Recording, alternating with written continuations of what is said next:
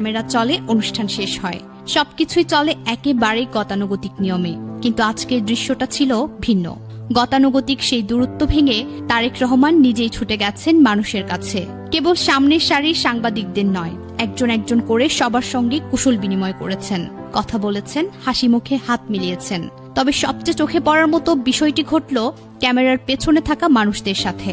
আমরা প্রায়ই দেখি খবরের নায়ক থাকেন রাজনীতিবিদরা, প্রশ্ন করেন সাংবাদিকরা, কিন্তু ক্যামেরার পেছনে দাঁড়িয়ে থাকা মানুষগুলো, যারা রোদে ঘামে ভিড়ে ঠেলাঠেলিতে ঘন্টার পর ঘন্টা দাঁড়িয়ে থেকে একটি মুহূর্ত ধরে রাখে, তাদের দিকে কেউ তাকান না।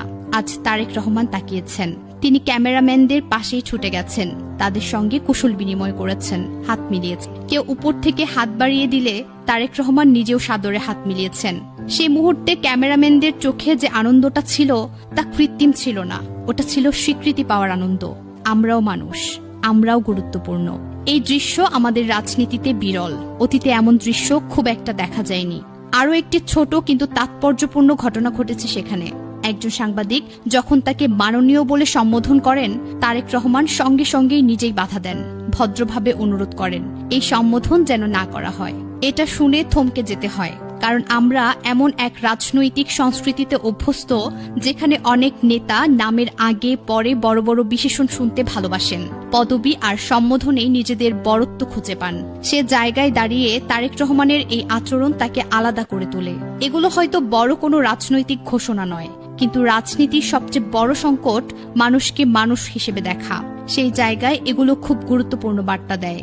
আজকের এই দৃশ্য দেখিয়ে দেয়, নেতৃত্ব শুধু মঞ্চে দাঁড়িয়ে কথা বলার নাম নয়, নেতৃত্ব হলো নিচু হয়ে মানুষের কাছে পৌঁছানো। আর সেই কারণে এই ছোট ছোট মুহূর্তগুলো রাজনীতিতে বড় হয়ে ওঠে।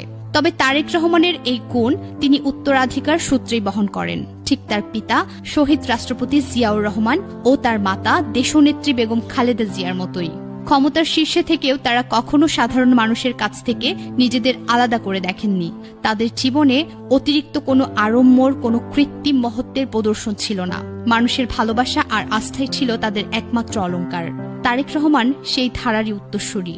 নেতৃত্ব মানে কেবল পদ নয়, ক্ষমতা নয়, স্লোগান নয়। নেতৃত্ব মানে স্রেফ দায়িত্ব, আর সেই দায়িত্ব পালন করতে হলে মানুষের কাতারেই দাঁড়িয়ে থাকতে হয়। তারেক রহমান সেটাই করে চলেছেন।